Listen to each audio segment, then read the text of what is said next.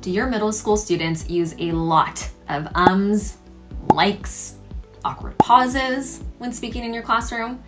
Do you even have a hard time getting them to construct well thought out arguments with actual evidence when they give a presentation or participate in a class discussion? Well, don't worry, you are not alone. In this video, I'm going to walk you through 3 fun and effective activities you can use in your classroom immediately to help your students master the speaking and listening standards and become confident communicators. For these activities, you'll want to get student buy-in.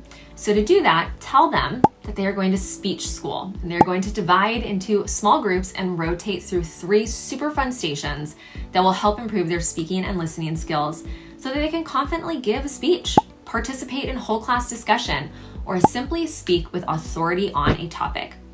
The 3 activities at speech school are the following, and I'm going to explain each of these in detail. Ask the expert, 30-second challenge, and enthusiasm expertise. So let's walk through each activity so you know exactly how to set these up in your classroom. Before we do that though, be sure to hit subscribe where you're watching this video for more videos like this.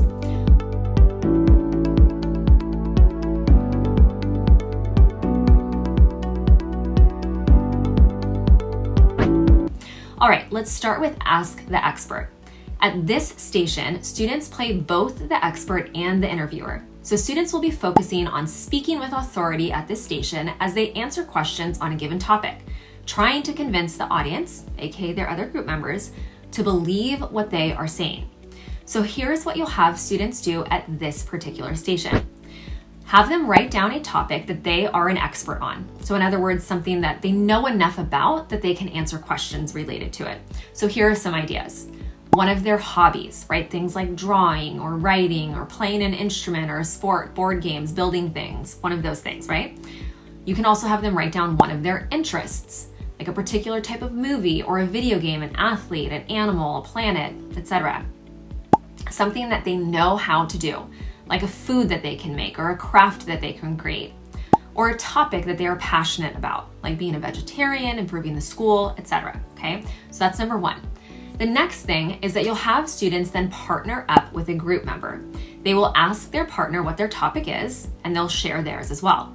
So students should write down 5 questions for their partner. These should be questions that the student is curious about and that they feel their partner can probably answer. This is not a time to try to trip up their partner with quick, tricky or silly questions. Next, one partner will interview the other with their 5 questions and then they'll switch. And the goal is for students to speak with authority on their topic. So how do they do this? You want to arm them with some specific strategies that they can use to convey authority. So strategies include stress the importance of their topic.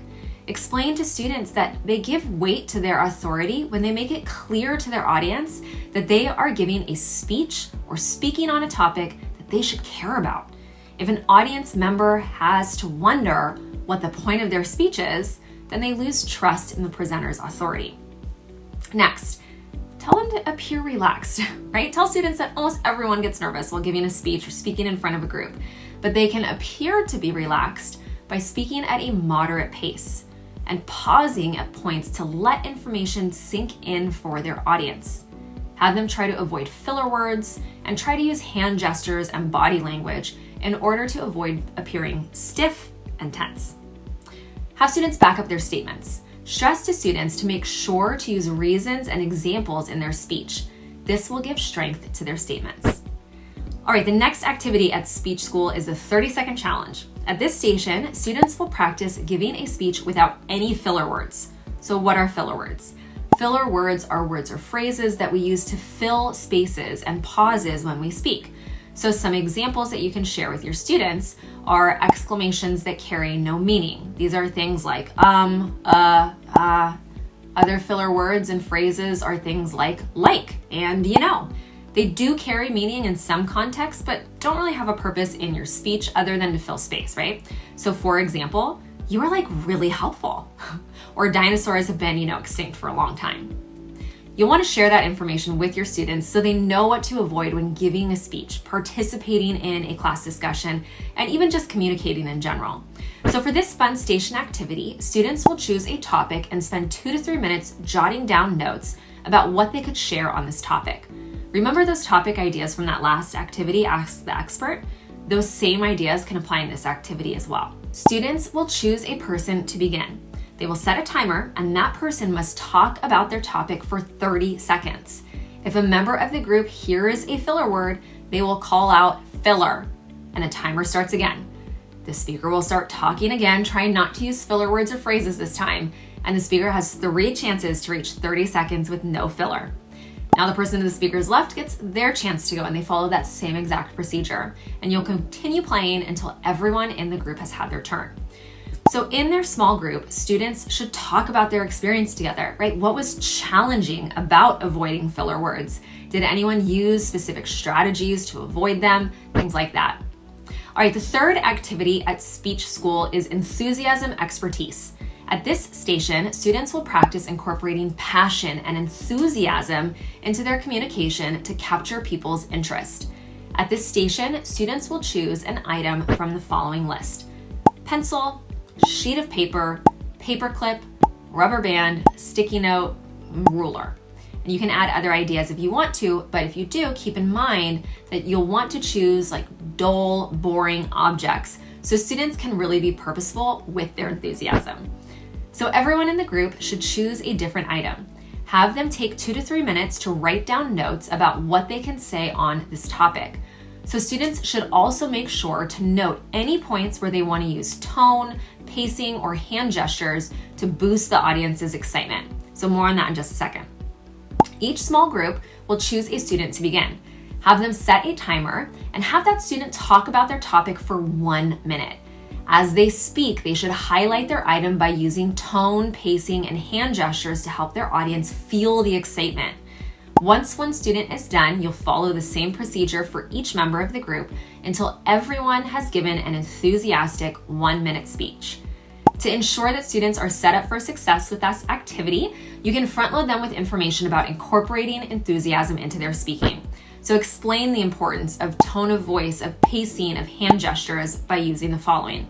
So tell students tone of voice, right? Think about it.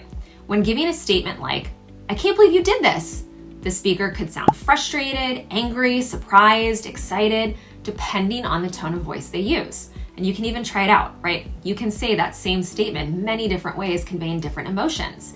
And you can play around with it a bit, emphasizing different words, drawing some words out, or saying some words in like a short, clipped way. Now, pacing refers to how fast or slowly you're talking, along with any pauses you choose to use. So explain to students that ideally their pace will change throughout a speech or a presentation they're giving, or just with their communication in general. When they want to build anticipation, they can slow down their pace. When they want to show excitement, they can speed it up. They can also use pauses to highlight important moments. Lastly, hand gestures. Explain to students that to draw in their audience, they can use hand gestures to emphasize their points. So for example, they can hold up 3 fingers when explaining that they have 3 sisters, or they can hold their hands wide apart when explaining how big their friend's basketball shoes are. After each student has given their 1-minute speech, have them talk about their experience. What was challenging about making their talk exciting?